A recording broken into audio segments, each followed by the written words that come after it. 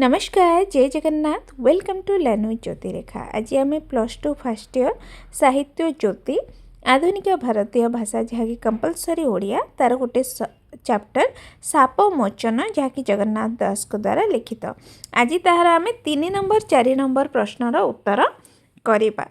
संक्षिप्त उत्तरमूलक प्रश्न रहिबो। प्रश्न मूल्य 2 नंबर, लेखा लेखकों 1 मार्क आ उत्तर 1 मार्क। आ सबुथिरे आमको कवि आ कविता कौ कविता तार ना को लिखा पड़ो। एमती लिखिपारे ना साप मोचन कविताटी अति बड़ी जगन्नाथ दास द्वारा लिखित बा जगन्नाथ दास को द्वारा रचित। कृष्ण कुमार माने वन मध्य कौन करुथिले? उत्तर, कृष्ण कुमार माने वन मध्य खेलुथिले। कृष्ण पुओ माने वन मध्य थिबा परित्यक्त कूप पाखकु काहींकी जाइथिले? कृष्ण पुओ माने वन मध्य खेलुथिबा समय शोष लागिबारु जल अन्वेषण रे एक परित्यक्त कूप पाखकु जाइथिले। ग नंबर, कूप मध्य थिबा अद्भुत जंतुर आकार किपरि थिला? कूप मध्य थिबा अद्भुत जंतुटी पर्वत सदृश थिला।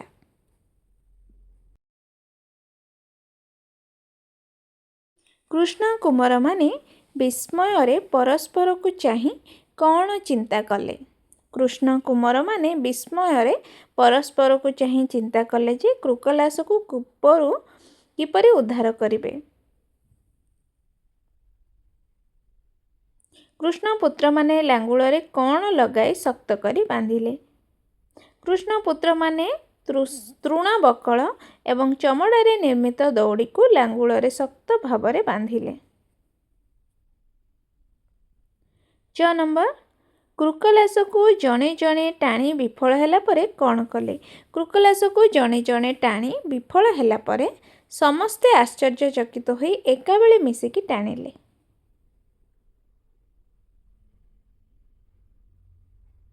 कृष्ण कुमार माने एका बेले कृकलास को टाणी कृकलास न चलिबारु सेमानकर कौन हैला? पुत्र माने एकत्र मिसी कृकलास को उद्धार करने को प्रयास कले मध्य से तिले हेले घुंची नथिला। अक्लांत परिश्रम हेतु से माने व्यथा अनुभव कले बा त्रास अनुभव करथिले। अद्भुत जंतु को कूप मध्यरु बाहर न करि पारि कृष्ण कुमार माने परस्पर मुह चाही कौन कथा हेले? अद्भुत जंतु को कूप मध्यरु बाहर करी सेमानक बलबीर्य नष्ट हो गलानी देखि परस्पर मुह चाही कथा हेले।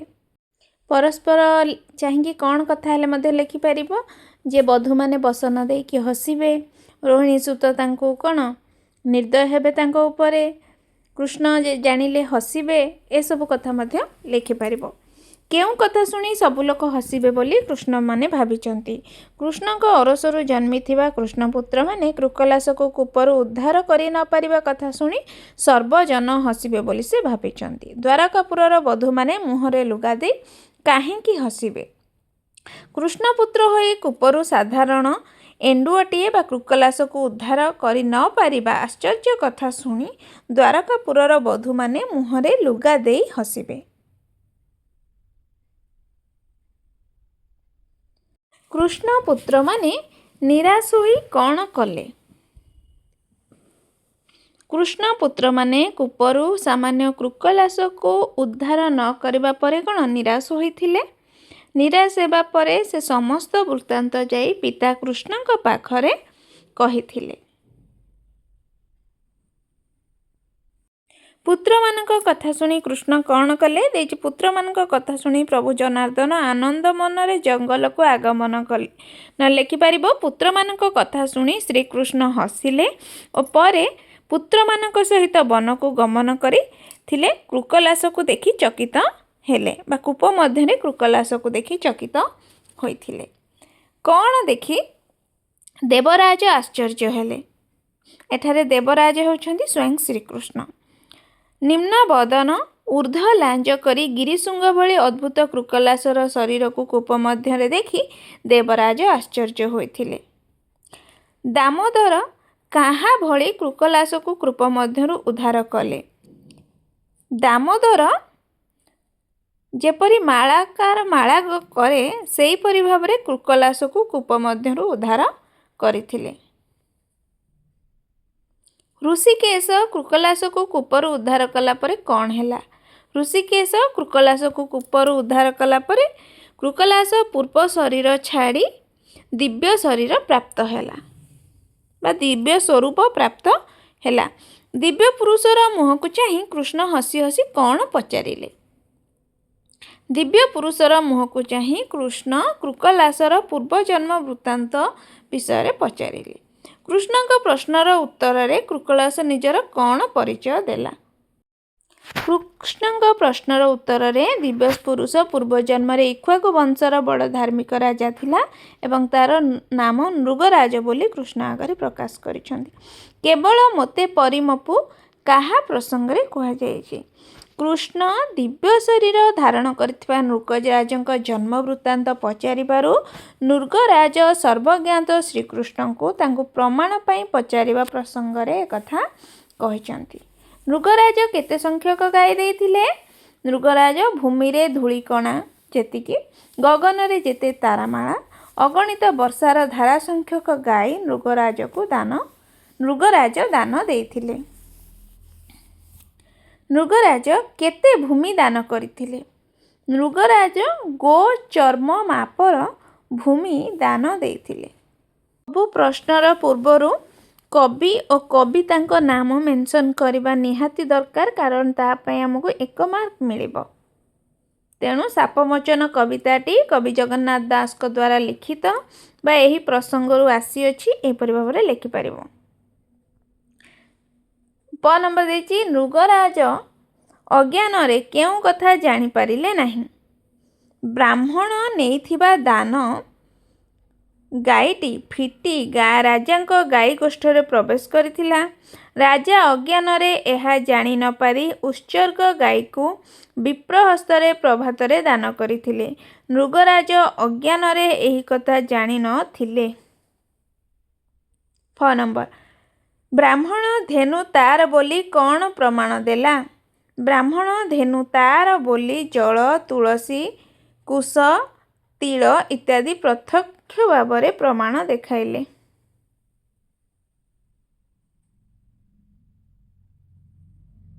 ब नंबर ब्राह्मण दुए धेनुर कौन धरी गोरु निजर बोली दाबी कले? ब्राह्मण दुए धेनुर श्रृंग और लांज धरी गोरु निजर बोली दाबी कले।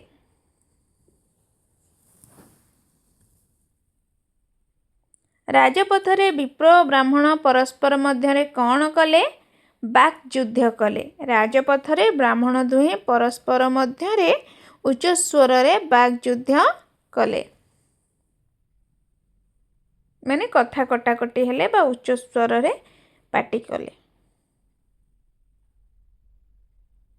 तापरे देछि राजा विप्रर पाद धरी कौन मागिले? राजा विप्रर पाद धरी उत्सर्ग धेनु को मागिथिले। मृत्यु परे जमदूत माने नृगराजंकर कौन कले? मृत्यु परे जमदूत माने रविनंदनक निर्देश रे ब्रह्मस्व पापरे पापी नृगराजंकु कृकलासरे परिणत करिथिले। जम नृगराजंकु पापर अंत परे काहाकु भेटिबु बोली कहिसंती। जम नृगराजकु पापर अंत परे मदन गोपाल को भेटिबु बोली कहिसंती बा जेबे से मदन गोपाल को भेटिबे सेबे से साप मुक्त हेबे बोली कहिसंती। 4 नंबर प्रद्युम्न सांब आदि बणरे खेली सारिबा परे कौन हैला? अति बड़ी जगन्नाथ दास को कृत भागवतर 10म स्कंदरे थिबा सापमोचन कविता रे एहा वर्णना करा जायछि। पूर्वपरि प्रत्येक प्रश्न रे लेखा लेखकों सूचना देवा बाध्यतामूलक। तेणु सबु नंबर रे एहीपरि भाबरे उपरे लेखिबो। दीर्घ समय धरी प्रद्युम्न सांब वन मध्य खेली सारिबा परे तृषातुर होई जल संधान रे एणे तेणे भ्रमण करी वन मध्य एक परित्यक्त कूप देखिबाकू पाइथिले। कूप मध्य एक अद्भुत जंतु को देखिथिले। कृष्ण कुमार माने कृकलासर उद्धार पाई कौन चेष्टा कले? कृष्ण कुमार माने दया करी कृकलास को उद्धार करने जाई तृण बकल चर्मर दौड़ी को तार लांजरे बांधी ऊपर को उठाइबा को चेष्टा करिथिले। लाज तो मरणु बलिला केउ प्रसंग रे कहा जायछि? प्रद्युम्न और सांब कृष्णଙ୍କ पुओ और तांको बलबीर्य समस्तଙ୍କୁ जणा थिला। किंतु सामान्य कृकलास को कूप मध्यरु उद्धार करि पारि नथिले। एथिजोगु लाज तो मरणु बलिला बोली दुई भाईको उद्देश्य रे कुहा जाइछि बा कृष्ण कुमारଙ୍କ उद्देश्य रे कुहा जाइछि। कृष्ण कुमार माने निराश होई कृष्ण को केउ कथा कहिले। जल अन्वेषण जाई कृष्ण कुमार माने एक अंधारुआ कूप मध्य एक विशाल एंडुअटी को देखा पाइले। बहु चेष्टा सत्वे कूपरू कृकलास को उद्धार करिबारे विफल होइथिले। लज्जा तथा निराश बोधरे कृष्ण कुमार माने कृष्ण को समस्त विषय वर्णना करिथिले। श्रीकृष्ण घोर वन को जाई कौन कले। कृष्ण कुमारंका वन प्रसंग शुणी श्रीकृष्ण हसिले और वन को कुमार मानंक सहित गमन कले। कूप मध्य अद्भुत कृकलासर ऊर्ध्वमुखा लांज को देखि बाम करे उद्धार कले।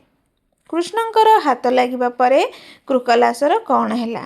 कृष्णंकर हाथ लागिबा परे कृकलास प्राणत्याग करी एक दिव्य स्वरूप लाभ कला।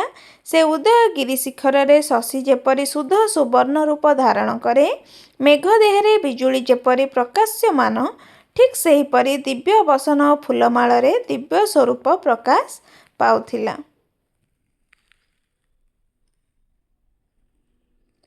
कृकलास दिव्य स्वरूप देखि कृष्ण कौन पचारिले। कृकलासर दिव्य स्वरूप देखि कृष्ण पचारिले, देवता सदृश देखा जाउथिबा हे महाभाग पुण्यदेही, तुमे किए एवं काहींकि कृकलास होइथिल।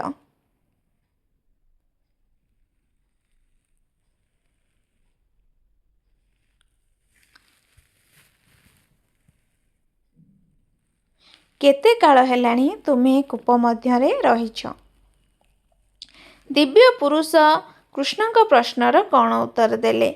दिव्य पुरुष कृष्णଙ୍କ प्रश्नर उत्तर देई कहले, मु हेउछि इक्ष्वाकु वंशरे जात नृगराज।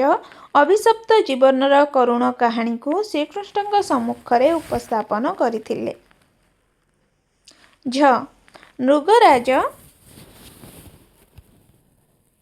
नृगराज ब्राह्मण मानंकु किपरि धेनुदान करुथिले। नृगराज ब्राह्मण मानंकु रूपवंती सरल बच्चावती सुकपिल वर्णयुक्ता श्रृंगरे सुवर्ण परिपूर्णा खुରରେ रजत खंजी धेनुदान करुथिले। किपरि उत्तम ब्राह्मण मानंकु नृगराज गाई दान देउथिले। युवा सुगुण साधुशील दरिद्र कुटुंब गहଳରେ थिबा विप्र उत्तम ब्रह्मचर्य दीक्षा ग्रहण करिथिबा वेद अध्ययन सहित मंत्र शिक्षा करिथिबा ब्राह्मण मानंकु नृगराज गाई दान देउथिले। आउ ट नंबर झ नंबर पूरा समान आउ धेनु जगार गो लगे देबे। नृगराज अनेक दान परे केउ पाप आचरण करथिले। नृगराज उन्नत मानर धेनु भूषण अन्न जल आदि दान परे मध्य दान देइथिबा धेनु को अजाणतरे पुनर्बार अन्य जणे ब्राह्मण को दान देइथिबा भली पाप आचरण करथिले।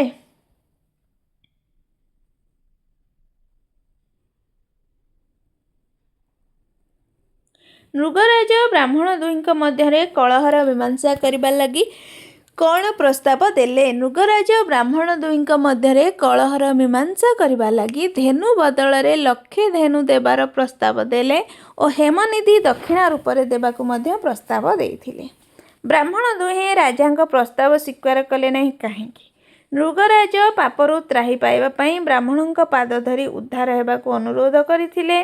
हेमनिधि दक्षिणा और लक्षे गाई बदଳରେ गोटिए गाईटी को फेराइबाकु कहिबारु ब्राह्मण दुहे राजांक प्रस्ताव को स्वीकार कले नाही। साप मोचन परे नृगराज किपरि स्वर्ग यात्रा कले। कृष्णंक करस्पर्श पाई कृकलास बा नृगराज संगे संगे दिव्य तनु धारण कले। निज सुकृत बलरु बा पुण्य बलरु से स्वर्ग यात्रा कले। जम नृगराजंकु केउ परामर्श देले। जणे पुण्यवंत राजा भावरे तांकर किंचित पाप रहिछि बोली जमराज नृगराजंकु जणाइछंती। एही पाप और पुण्य को आग पछ भावे तांकु भोगिबाकु पड़िबो। तेबे से निज इच्छा अनुसारे पाप किंबा पुण्य भार आग बहन करि पारिबे।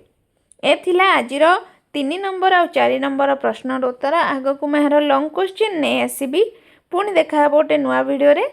से पर्यंत रहुछि। धन्यवाद। जदि वीडियोटी किछि मात्रा रे भलो लागि थाए बा हेल्पफुल होई थाए ନିଜ ସାଙ୍ଗମାନଙ୍କ ସହିତ ସେୟାର କରିବ। ରହୁଛି।